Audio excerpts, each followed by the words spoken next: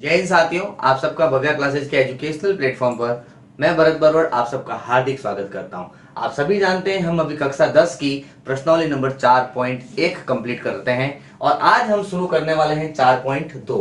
तो आज हम 4.2 में क्या पढ़ेंगे? हम हमारा पहला प्रश्न पढ़ेंगे और उसमें 1 से 5 प्रश्न हैं, उनको आज हम सॉल्व करेंगे। अगर आप हमारे चैनल पर नए हैं तो प्लीज इसको लाइक और शेयर जरूर कीजिएगा। आपको इसमें एग्जाम में बहुत हेल्प मिलेगी।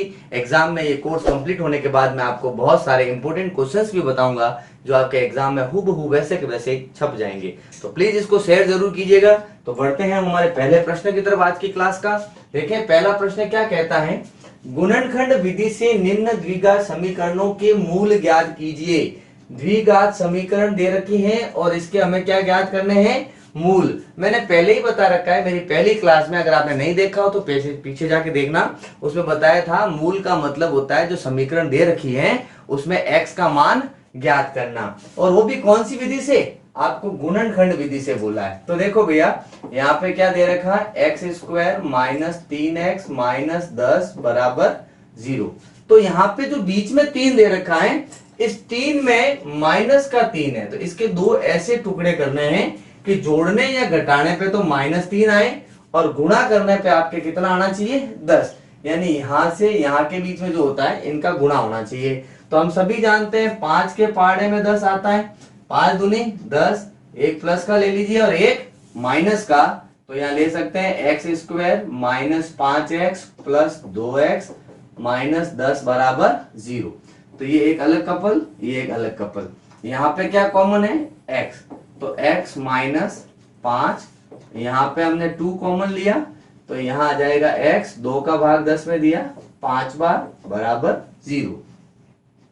अब x माइनस 5 दोनों तरफ है और x और प्लस का 2 आपके अलग से हैं। तो अब हमारे पास x माइनस 5 बराबर 0 और दूसरा हो जाएगा x प्लस 2 बराबर 0। तो x की वैल्यू यहाँ पे आ जाएगी आपके पास, माइनस का 5 बराबर के उधर जाएगा तो प्लस का 5, पहला आंसर तो ये, और दूसरा x बराबर माइनस का 2, ये इसका दूसरा आंसर। यानी कि x के दो मूल प्राप्त हुए, एक 5 और एक माइनस का 2। ये हमारा पहला प्रश्न कंप्लीट हुआ। इसमें आपको ये ध्यान रखना है कि बीच में जो संख्या दे रखी होती है उसके दो ऐसे टुकड़े करने हैं कि जोड़ने या घटाने पे वापस वही संख्या आ जाए और गुणा करने पर a और c के गुणे के बराबर आपका आंसर होना चाहिए। तो बढ़ते हैं अगले प्रश्न में। देखें क्या है अगला प्रश्न। अगला प्रश्न में आपको बीच में x दे रखा है, तो ध्यान से सुनना क्या करना है इसको। जब हम सॉल्व करते हैं तो 2x square plus x minus 6 बराबर 0।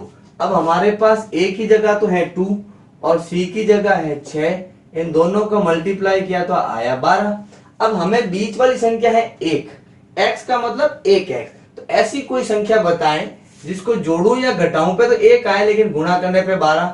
तो हम जानते हैं 4 इंटू 3 कितना होता है? 12। तो हम यहाँ क्या लिखेंगे, ध्यान से सुने, 2x square minus 4x plus 3x minus 6 बराबर 0। तो देखिए 4 में से यहाँ पे करेंगे प्लस का और यहाँ पे क्या कर देंगे हम लोग? माइनस का। यहाँ पे क्या करेंगे? माइनस का कर देंगे। देखो अब ये क्या हुआ हमारे पास यहाँ पे माइनस का। क्यों किया हमने यहाँ पे माइनस का? यहाँ पे माइनस का इसलिए किया कि 4 में से 3 गया, एक x बच गया, और 4 में से 3 जाने के बाद एक x बच गया, लेकिन 4 को 3 से गुणा किया तो वापस हमारे पास 12 भी हो गया। तो यहाँ पे इसको अलग रख लेते हैं, इसको अलग। इसमें क्या कॉमन आ रहा है? 2x कॉमन आ रहा है। तो यहाँ पे क्या आएगा? 2x कॉमन लिया तो एक x और 2 का भाग इसमें दिया तो 2 दूनी 4। यहाँ हमने 3 कॉमन लिया, x ऐसे कैसे? माइनस का माइनस से गुणा किया तो प्लस, 3 का भाग 6 में दिया 2 बार बराबर 0। तो देखें एक तो हो गया x प्लस 2 और एक हो गया 2x माइनस 3 बराबर 0। तो x प्लस 2 यहाँ पे क्या लिखेंगे? x प्लस 2, x प्लस 2 बराबर 0 और दूसरा हो जाएगा x माइनस 3 बराबर 0। तो इसमें जो ये प्लस का 2 है उधर जाके क्या होगा? माइनस का, और यहाँ पे 2x बराबर माइनस का 3 उधर जाएगा तो प्लस का, और जो 2 गुणे में है वो आ जाएगा आपके पास कहाँ पे? भाग में। तो आपके पास दो वैल्यू आई, x की एक तो -2 और एक 3/2। तो इस प्रकार दूसरा सवाल खत्म हुआ। अब हम बढ़ेंगे हमारे तीसरे प्रश्न में। देखें तीसरा प्रश्न थोड़ा इंपॉर्टेंट है, ध्यान रखना है, पे रूट में वैल्यू दे रखी है, लेकिन आप ये चीज देखें कि हमारे पास बीच में क्या है 7। अब a की जगह पे तो है √2 और b की जगह पे c की जगह पे आपको दे रखा है 5√2। तो √2 को √2 से गुणा किया तो 2 और ये 5, यानी टोटल हमारे पास मल्टीप्लाई कितना आना चाहिए 10। और 10 कहां पे आता है 5 के पहाड़े में। तो देखना कैसे करते हैं हम लोग इसको। ये 2√x² plus 2x plus 5x, इन दोनों को जोड़ दिया, 5 और 2 7 हो गए, और प्लस में 5√2 बराबर 0। अब एक चीज और देखें क्या होगा आपके सॉल्यूशन में, मैं थोड़ा सा चेंज करता हूं। आपको पता है √2 को √2 से गुणा करने पे क्या आया, ये आया। तो हम यहाँ पे इसको क्या लिख सकते हैं, √2√2x प्लस 5x प्लस 5√2 बराबर 0। तो अब यहां से यहां तक और यहां से यहां तक इसमें क्या कॉमन है, √2x कॉमन है, तो ये x बच जाएगा, यहाँ पे √2 बाहर गया प्लस x बाहर गया, 2 √2 है तो 1 √2 अंदर बचेगा। यहाँ पे कॉमन लेते हैं 5 को, तो यहाँ x बच गया, 5 बाहर गया तो √2 अंदर बच गया। अब ध्यान से सुनना, ये दोनों ब्रैकेट सेम है, तो x प्लस √2 और यहाँ पे 2√x प्लस 5 बराबर 0। तो एक तो हो जाएगा x प्लस √2 बराबर 0 और एक होगा √2x प्लस 5 बराबर 0। तो यहाँ x का मान आ जाएगा माइनस का √2, और यहाँ पे आप इसको सही भी लिख सकते हैं, अच्छे से लिख लें इसको। क्या लिख सकते हैं इसको हम लोग लिखते हैं x का मान क्या आएगा माइनस का √2, ये आपका पहला x के वैल्यू। यहाँ पे क्या होगा, पहले √2x, ये 5 उधर जाएगा,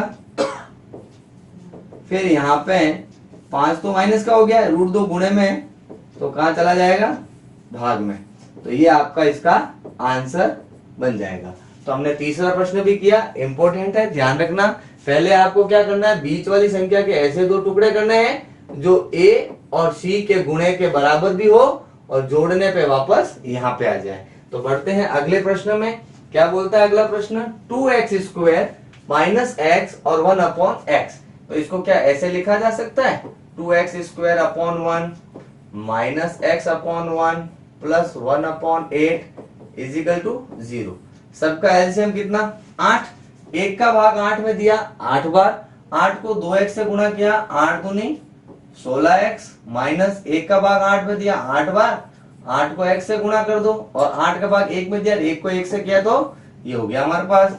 तो देखें 16x² माइनस 8x प्लस 1 बराबर 0 गुणा 8, बाद में था गुणे में चला गया। 16x² माइनस 8x प्लस 1 बराबर क्या 0। अब हमें 8 के टुकड़े करने हैं, तो कैसे कर सकते हैं, 16x² माइनस 4x प्लस 1 बराबर 0। देखो 4 और 4 8 हो गए और 4 चौक 16 हो गए। इन दोनों में क्या कॉमन आ रहा है, 4x कॉमन आ रहा है। तो यहाँ पे क्या आएगा, 4 के डिवाइड करेंगे तो 4 टाइम, एक x बच जाएगा और ये पूरा बाहर गया। यहाँ कोई कॉमन नहीं है तो 1 लेंगे, माइनस का 4x माइनस प्लस माइनस बराबर में 0। तो ये हुआ 4x माइनस 1, और बाहर पे भी क्या है 4x माइनस 1। एक तो ब्रैकेट वाला लिखा और एक ये और एक इसको लिखा, बराबर में 0, दोनों सेम है। तो 4x माइनस 1 बराबर 0, और उधर भी क्या होगा 4x माइनस 1 बराबर 0। तो 4x बराबर माइनस का 1 उधर गया प्लस, तो x की वैल्यू क्या आई 1/4, और यहाँ पे भी क्या होगा यही आएगी वैल्यू, तो x की वैल्यू यहाँ पे भी कितनी 1/4। तो दोनों इक्वेशन हमारे क्या हो गए, सही हो गए। अब हम देखते हैं हमारा पांचवा प्रश्न, जो कि आज की क्लास का आपका अंतिम प्रश्न, लेकिन इंपॉर्टेंट है, ध्यान रखना। यहाँ पे बीच में क्या दे रखा है 20, तो क्या टुकड़े होंगे 20 के कि लिखने पे तो 20 हो जाए, और गुणा करने पे कितने हो जाए 100। तो देखें 10 और 10 मिलके कितने हो गए माइनस का 20 और 10 को 10 से गुणा किया तो वापस कितना हो गया 100।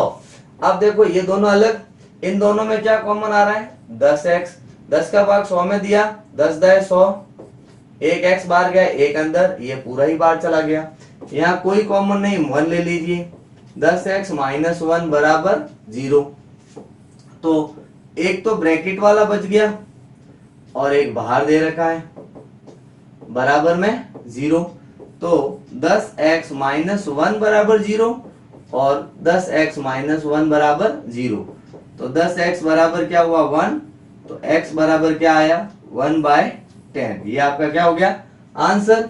इसी तरह से 10x बराबर 1 तो x बराबर 1/10, ये आपका इसका क्या हुआ आंसर। तो ये थी हमारी गुणनखंड रूप से विधि, जिसमें हम गुणनखंड के जरिए हमारे x का मान ज्ञात करते थे, जिसे बोला जाता है मूल ज्ञात करना। उम्मीद है आपको समझ में आया होगा। बहुत जल्द मिलेंगे आपसे अगली क्लास में अगले नए प्रश्नों के साथ। तब तक के लिए जय हिंद जय भारत।